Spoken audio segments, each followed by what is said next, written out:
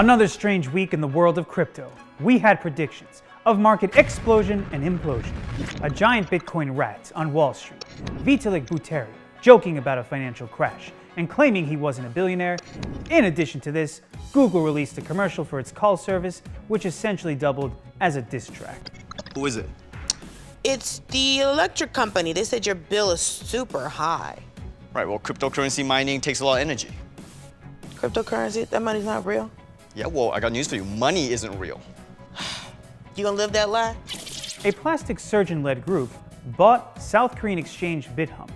Startup investor and surgeon Kim Byung-gun paid $350 million for 50% plus one share of BTC Holding Company, the largest investor in BitHump's operator. There was also a market fall.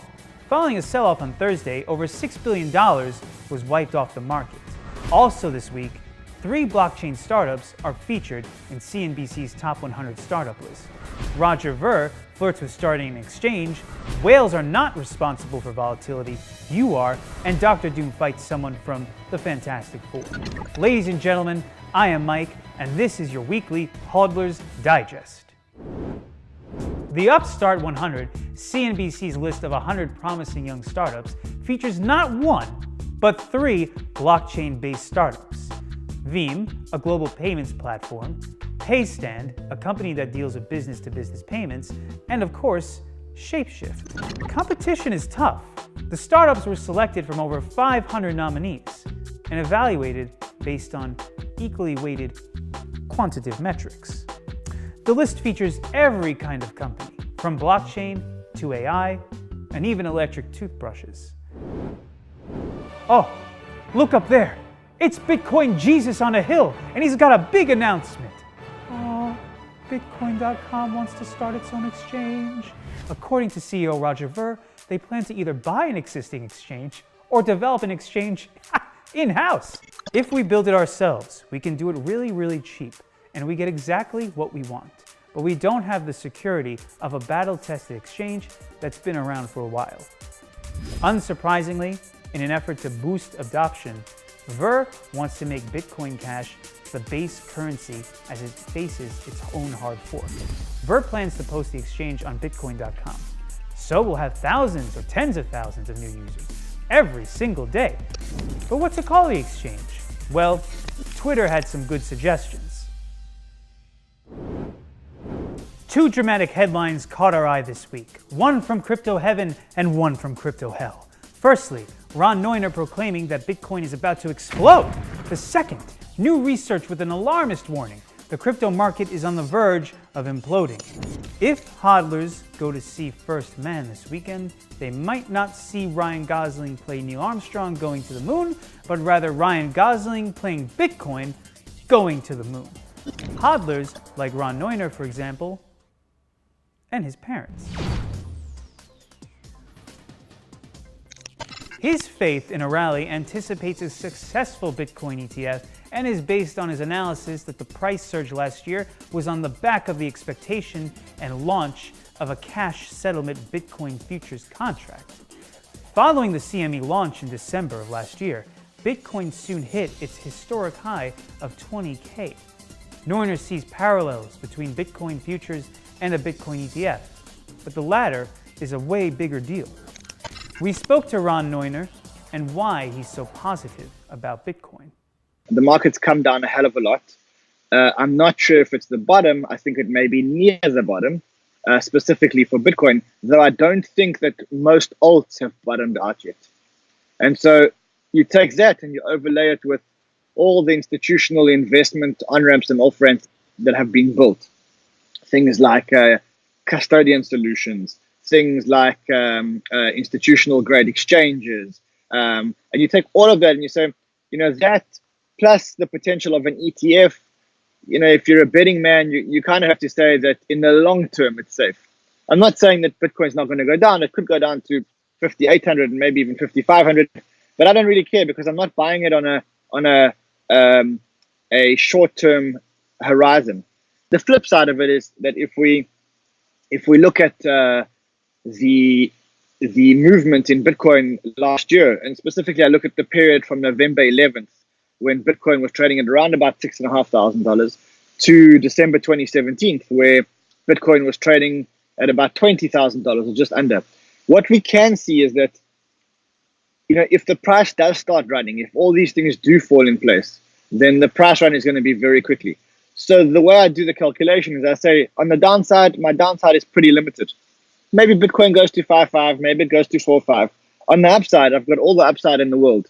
And I am a believer in blockchain and I am a believer in Bitcoin. And so it made sense to start investing some conservative money into Bitcoin. And now, to crypto hell. Run for safety, hodlers. The market is about to implode. Well, that's if you believe Juniper Research, who have just published a report, The Future of Cryptocurrency, Bitcoin and Altcoin Trends and Challenges 2018 to 2023. The ominous warnings show numerous metrics that indicate market implosion. For example, falling transactions volume from late last year to now, and the failure to rally following the impending trade war between China and the US and Brexit. We spoke to Dr. Windsor Holden, who conducted the study for Juniper Research. To begin with, you've got the macro indicators, and it's lost about 2/3 of its value. At the same time, you've seen significant reductions in overall Bitcoin transactions. Bitcoin's peak activity, it was straining the network to the point where you were close to 500,000 transactions a day at one point, and you were seeing an average of well over 360,000.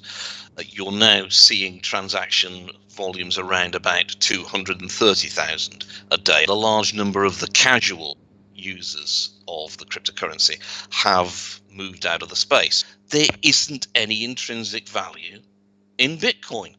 And this is the crux of the matter. It has no value outside that small ecosystem. And at some point, that bubble which has been created is going to implode. Now, it might take a year, it might take 2 years, it might take slightly longer. But do I see it going back to the peaks that it's experienced before? No. The opportunities are there for blockchain technology across a whole host of verticals.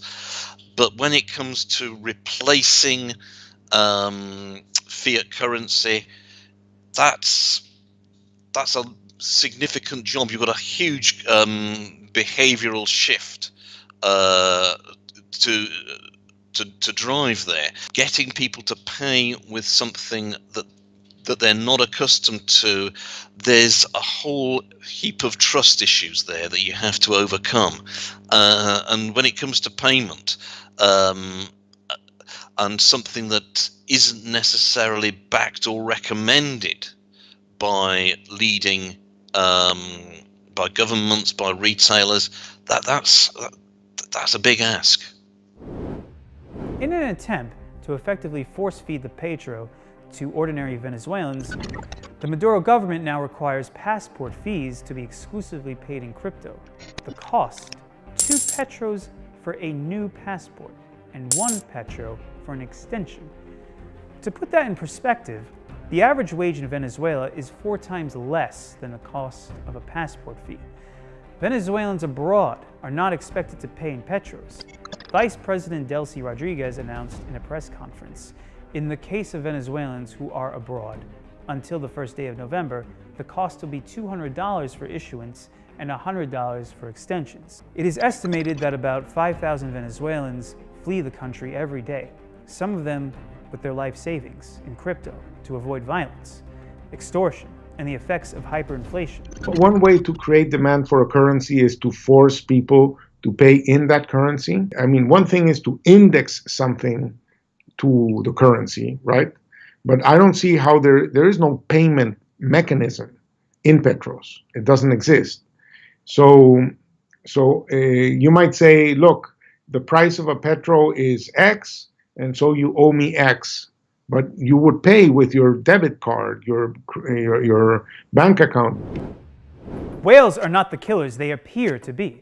According to new research, they are not responsible for price volatility. Blockchain research firm Chainalysis looked at the 32 of the largest Bitcoin wallets representing 1 million Bitcoin, or $6.3 billion. Whales, who own a considerable sum of crypto, are often blamed for price volatility. But what the data is showing is that only a third of whales are active traders. While these trading whales certainly have the capability of executing transactions large enough to move the market, they have, on net, traded against the herd, buying on price declines. The research team divided the whales into 4 groups. Number 1, traders. They were the most active with over $2 billion in Bitcoin. The majority entered the market in 2017. Number 2, miners. Trading activity extremely low, but they did sell in late 2017 when prices hit record highs. 15 investors currently hold the same amount as the traders. Number 3, criminals. They hold about $790 million in Bitcoin. Number 4, lost. $1.3 billion in lost, and no transactions have been identified since 2011. Ultimately, the study found that whales did not intensify volatility, in fact, quite the opposite. Whales were, in aggregate, buying on declines and consequently were a stabilizing rather than destabilizing factor on the market. Dum dum dum, Dr. Doom is back. Dr. Doom, also known as economist Nouriel Roubini, famed for predicting the 2008 crash, delivered an appropriately doom-laden speech to the US Senate, completely trashing crypto. In his testimony for a hearing on crypto and blockchain, he referred to it as the mother of all scams. Blockchain also wasn't safe from his wrath. Blockchain is the most overhyped technology ever. It is nothing better than a glorified spreadsheet or database. He did not stop there. The name shitcoins, Roubini believes, is a grave insult to manure. If Roubini is Dr. Doom in this situation, Coin Center's Peter von Valkenburg is his nemesis. So pretty much anyone from the Fantastic Four. The director of research at the Crypto Lobbyist Group defended blockchain from Roubini's multiple jibes. Networks powered by public consensus mechanisms mirror the early internet and may one day become as indispensable as the internet in facilitating free speech, competition, and innovation in computing services. He went on, public consensus mechanisms demand that users place trust in unknown third parties who are economically motivated to behave honestly because they have skin in the game and face competitive pressures. Who will win the battle for blockchain, the evil Dr. Doom or the noble Peter von Valkenburg, also known as someone from the Fantastic Four? For you, what are the most important metrics when considering a market implosion or market explosion? Let us know in the comments below. And as always, like, subscribe, and hodl. Cointelegraph. Like, subscribe, and hodl.